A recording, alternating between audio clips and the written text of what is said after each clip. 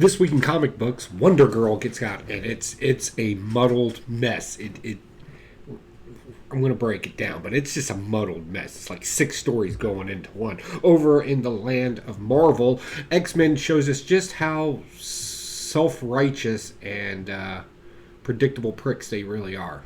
Like, yeah, it's just, I know they thought they were doing something, and it's over in the land of Independence, Ordinary Gods come out, and oh my lord, I cannot speak enough good things about this book. It's like the writer had an editor, and they were like, "Here, public, we want to give you a good story," and they delivered on that.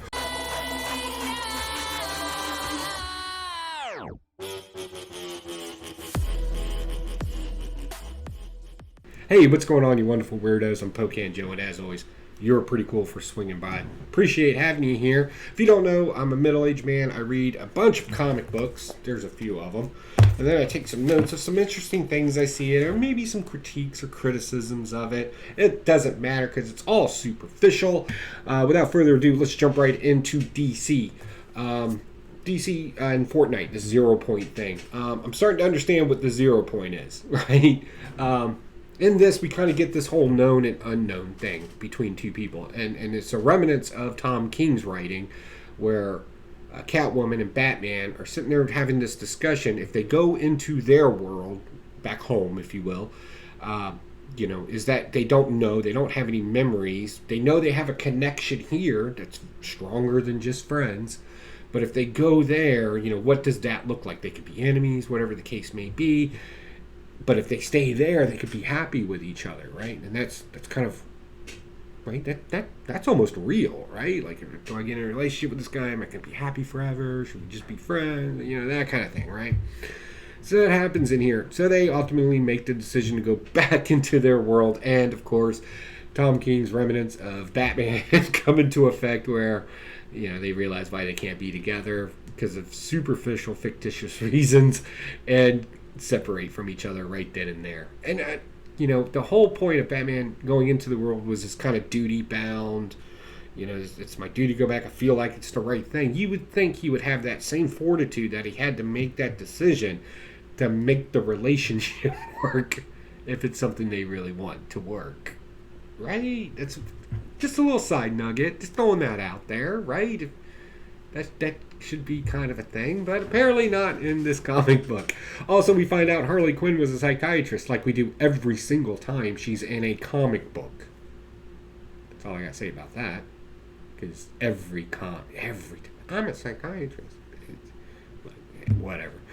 Also, we find out that there's more going on than just the Fortnite world and just kind of mix up in what's going on there. We find out that we got a league of villains, if you will. Lex Luthor, Deathstroke, Dr. Sloan, like we got a bunch of villains that are working together to kind of make this stuff happen. The details of it are unclear, but we know we've opened up another portal in Gotham. What will happen there, I don't know, but I've been enjoying this, and my nephew, big shout out buddy, has been getting all the codes for this, and apparently he's been getting some pretty cool stuff. If you play Fortnite. I don't play Fortnite, that's why he gets my codes. Alright, next. Wonder Girl.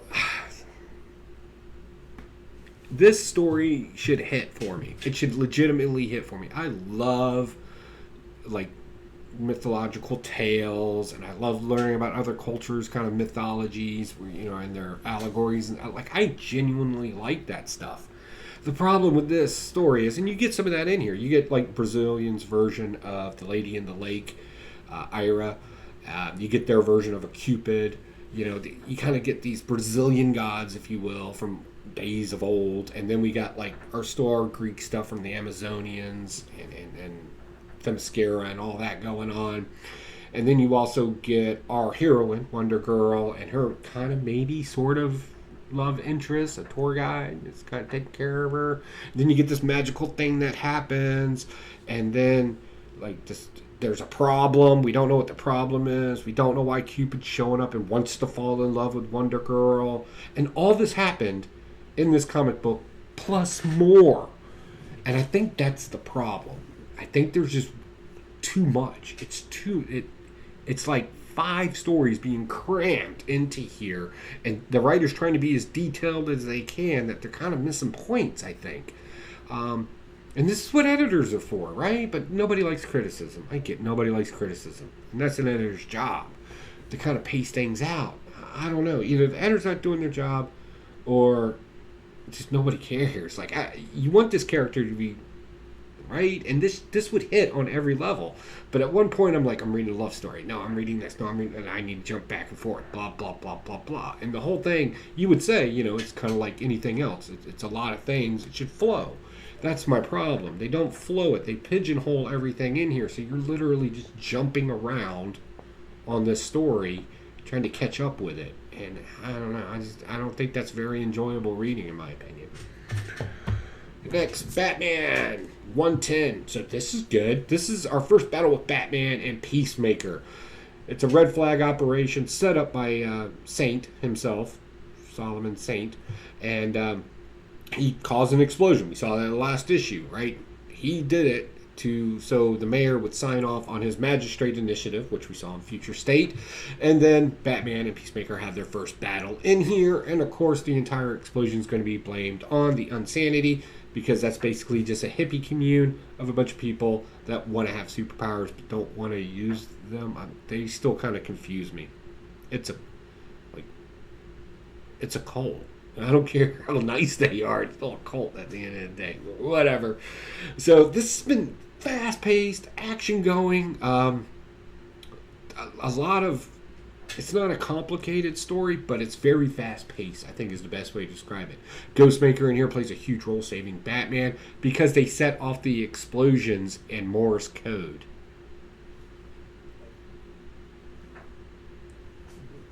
I'll go with it. I'm just going to enjoy that. That was great. So, and plus that cover. How awesome is that? Moving on to Crime Syndicate, Legion of Justice. This is fun. So, in this one, we get their version of Flash. Now, if you remember seeing the cartoon movie Crime Syndicate, right? And in episodes where they kind of displayed them in various cartoon fashions, you always know that their Flash is dead, right? But they never show that story, right? They're just always amazed at the Earth that we're used to. Their Earth has a Flash, and it's always amazed them, right? His name's Johnny. In this, we find out what killed him. It was the Legion of Justice. It was an accident, supposedly, but they dropped that body. And then we find out just how that's probably actually a good thing, because apparently he was a little sadistic. He killed his family. Granted, he was abused when he was a kid, yada, yada, yada. You can justify it, but beating him versus him stripping their skin off, I think anybody would agree that's a little far.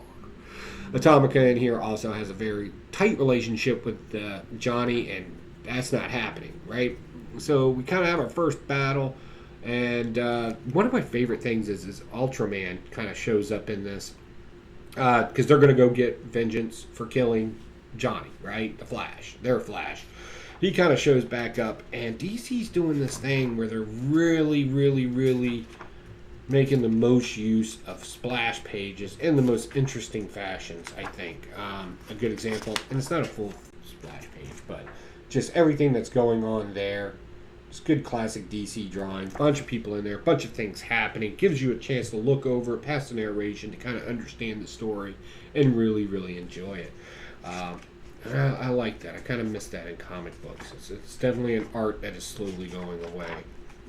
But we also find out that, well, in this particular world, Earth 3, that Ultraman has a cousin there too, just like Superman, and she's super strong as well. So, yay for the heroes. We know they lose because Crime Syndicate, right? They're not going too much out of continuity. All right, let's see here. We got Justice League. Justice League had a lot of good stuff in it. This is kind of a weird story. I don't really know how to describe it.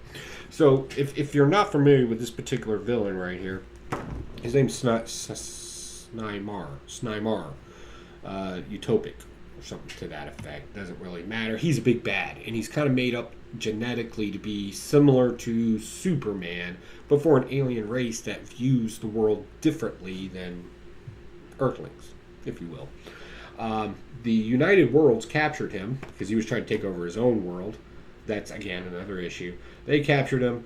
They're going to put him on trial because they're the United Planets, or whatever fictitious authoritative title they decide to give themselves. to invoke some law in some places that's outside their jurisdiction. That was superficial. That's my belief on it. They don't actually say that in here. It's just how I read it. So they arrest him, but not really knowing what they're getting into. Of course, he escapes and, like, devastates the world. Like, just drops bodies everywhere. And he has kind of a problem with Earthlings and with that, of course, Superman. So what is he going to do? He's flying to the battle, and he can fly super fast.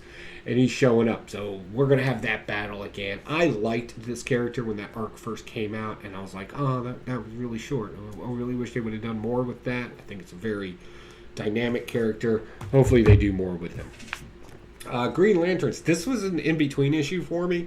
I'm not really sure what's going on in here, to be honest with you. Like, there's some beautiful, beautiful stuff that goes on in here. Like, look at this. Right?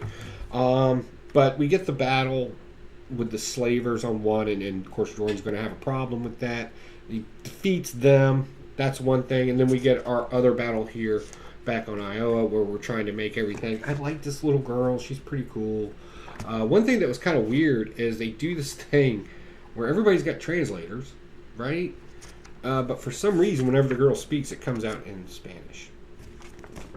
Like, what is... All right, moving on to Suicide Squad. So, Suicide Squad, they're up to no good. They're going around and capturing people. Bloodsport works for Amanda Waller in this. We got to use Bloodsport because a Suicide movie's coming out. We need to kind of make him relevant again. Congratulations, consumer. Anyway, I really like this particular Bloodsport. Probably more than I even like the 80s one. They even referenced the older one in here with this little headband thing. Give you a quick story on him. And then they update him a page later with that cool outfit there. And they explain that they do it this way because it makes sense. So he doesn't squash his brain because traveling through worlds. Why is that important? He's going to Earth 3 where the crime syndicate is. And he's going there to capture various people throughout the multiverse, right? So this is where he's at now. He finds somebody like Black Canary. But Ultraman shows up and wants to be like, yeah, no, I'm a douchebag and I'm going to drop your body. So they get into a fight. He gets a big kryptonite gun like he had back in the day. He pops off a shot of kryptonite at Ultraman. But the problem is that's like steroids to him. It's not Superman. It's Ultraman. And he literally like inhales the stuff like it's a 1970s cocaine party. Like he's just straight up. Yes, and now he wants more, and now he knows this Waller person has more. So, yeah, we got a fiend on our hands. It'd be kind of awesome. All right, moving on. Again, kind of sort of at the end, another tie-in to Suicide Squad. Suicide Squad is doing a lot in the back scenes of a lot of these stories. In this one, we kind of get this kind of interesting concept of how the green works, but also how...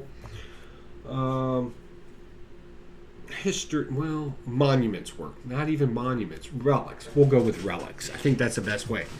For some reason, in this place that they live, there's a World War II German bomb that's underneath the building, and it's spouting this energy. John Constantine explained it the best in here, that even though it's man-made, its intent is still there, and it's still infused into it, right? Same kind of stuff you'd put on woo-woo artifacts all the time. And it's driving people to be racist, because it's German. Right? Or World War II Germany, Nazi Germany, right? Just those guys. So it's causing everybody. There was some things that were said about tearing down monuments versus not tearing down monuments. I know that's been a thing over the last few years, whatever. But how these things exist and their influence on people. I guess to some degree that would work. I mean, I guess that would depend on the individual if it actually has these effects or not, or makes people to remember to never be that way. You could argue that all day. I'm not getting into that rabbit hole. But also in this, we also find out that Amanda Waller now wants this new Swamp Thing. She wants him captured as well so they can have a Swamp Thing. So that was pretty cool. The story in here is pretty interesting for the most part. And again, I'm not really a huge fan of this macabre type art, but I try not to judge art. So the story in itself was good. And I enjoyed it, and I would read some more of that. We're going to jump right into Marvel. Extreme Carnage. You know you can't kill Carnage, right? Like, At this point, we should know you can't kill a symbiote. If a little bit of it lives, it's going to find something to attach to. And I loved how they explained that in here. Like a little bit found a fish. And then after that, it's just the food chain. After that, to a shark, to a pirate. That was funny. Pirate, to a warlord to a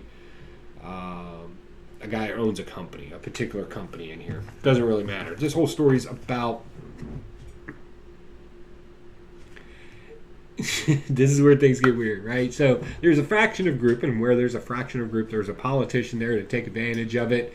And it's people that are having like enough of aliens, and they're kind of going in the route that's a popular buzzword today that I am not going to say. It is what it is, because we're going to find this a contradictory story in like two shakes of a woolly lamb's tail.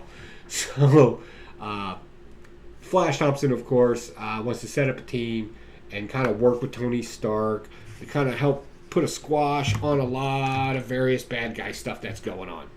Man, it's hard to review comic books when you can't use certain words, but it is what it is. And that's going to happen. He puts his little team together. They're going to work this problem. They're going to try to figure a lot of this out. But also we know that Carnage is back, and he's setting up a team as well. So you got Flash Thompson working with an old army buddy, and you got Carnage creating more symbiotes. So he's kind of creating his own hive, if you will. If you know anything about symbiote lore, you know there's always a hive. Carnage apparently is going to be central to his hive, and they're going to move forward with this. Again, these are people. They're scared, they're concerned, and they want their own life away from people, away from aliens that have caused devastation and whatever else. Just kind of keep that in mind. Sounds really bad, right? It sounds horrible. X-Men do the same exact thing, and they're not bad guys. They have an island that nobody else is allowed to go to but mutants. They set up a memorial in Central Park in New York City for mutants to celebrate mutanthood, right? And everything else. They completely do whatever they want, undiscretionary, because of some wrongs that may have happened to them. And I get it. I get the metaphor between these two. But what's the difference? The bad guys in here, right? They're doing the same thing that the good guys in here do. So really, what's the difference at the end of the day? Nothing? It's because there isn't. I've always said these are not good guys when I read an X-Men book. It's absolutely horrible. This was a good story, though. I love the action in it. I love the involvement in it. Once you get the woo-woo stuff out of the way, you generally had an old-school story in here, even to the point where they made a mechanical minion to battle this random robot. What was up with this random robot attacking? Well, on the outlawed gambling ship, apparently an alien there has a huge problem with Earthlings, the beings here. He loves everything else, just wants people wiped away. So apparently there's going to be a lot of gambling and a lot of attacks, a lot of action. Sounds like it's going to be a blast. I'll read some more of that to have a good time with it, because that's going to be fun. Also, we get a guy who's been kind of done over. He had this great plan to go to, he's kind of like an Elon Musk, if you will, super genius guy, wants to go populate Mars, and then the mutants just, took everything he's been working on and crushed it in a few hours because of a plan, right? And now the guy's like wrecked. So he's got a problem. First appearance of a villain, and I think it's going to be epic, and I think it's going to be good. That's not spec talk, that's just truth. All right, moving on. Immortal Hulk. Another love story. We got Chickenhead Ross in here. She's all in her mutant form or Hulk form or Gamma form, whatever you want to call it. And we got Joe Fixit. They're going back and forth. He needs to be a better man. You need to understand you need to be a better man. Blah, blah, blah, blah, blah. All woo-woo. Not how relationships work. Not how people talk. I'm sorry. That's just... it was so bad. And, of course... we get to kind of set up for the She-Hulk war as well. Her problem with everything and how she just takes life as it goes. This was a slow issue. It was an in-between issue. No real good information in here other than we may try to go save Bruce Banner, who's in the below. We cool cover. Peach Momoka's actually, like I've given her crap for art before. Well, no, I haven't really given a crap. I'm just like, I don't like this, I don't like that, whatever. But I did kind of like these anime covers. These were pretty cool. Loved it so much when I picked up SpiderMan. I went ahead and got that one too. And I chose this over the what was it, 1 in 100 cover or something like that. It was one of the high ratio variant covers. I actually chose this over that. Again, another in-between issue here. Sinister Six getting the band back together, but the problem is the Lizard is a good guy. He's a professor. He doesn't do anything bad. So his big woo-woo machine can separate the Lizard from the human. So Sinister's back. They got the band back together. They're going to go rock out. The problem is Kindred's involved, and everybody's working for Kindred on the Sinister Six side. That's going to become important because he's not the sixth member. They got to go get Mysterio, who also has become a good guy. So I don't know how they're going to work that out. But you got 5 teams of 6 people each, and we're going into the Sinister War. Who will prevail? I don't care. They've muddled this story up so much. The only teams I really care about is the old school one who's been kind of missing from everything. The one that's doing the agency stuff, Chance and all that. I don't care. Boomerang's back to being a villain, and he's putting his boys back together. Vulture's there with his group. He's got Rhino and King Cobra and all that. Whatever. And then you got the Her Club. There. Yeah, I don't know. Amazing Spider-Man. I just want to see some cool villainy, so I'll probably pick up the next issue because I'm a sucker. Alright, Snake Eyes. Dead game. This finally ended. This was actually a good ending. Man overcoming the god, right? With wit and cleverness. And that's the best way to end this. It was a great life-filled story. I enjoyed the majority of it. Last but not least, Ordinary Gods. Go pick this up. Very rarely will I recommend a book for somebody, but this is legitimately good. This ranks right up there for Delta Dogs for me, and we know I love me some Delta Dogs. The world that they're creating here, I don't want to get too much into it because it is Wednesday. I know a lot of you are getting your books, but if you're watching this before you get your books, you may want to check this one out because this is probably the most original thing I've read all week, and I really enjoyed it. All right, guys, that's all I got. Don't forget, Blaster Stash at 10 p.m. Eastern Standard Time right here on the YouTubes. Myself, Spectacular Spider Grandpa, and Huey's Comics, and hopefully you, if you want to join in on the chat and kind of have a live conversation with us while we kind of review our books, you're more than welcome to swing by. You can check the link in the description below. All right, guys, that's all I got. Thanks.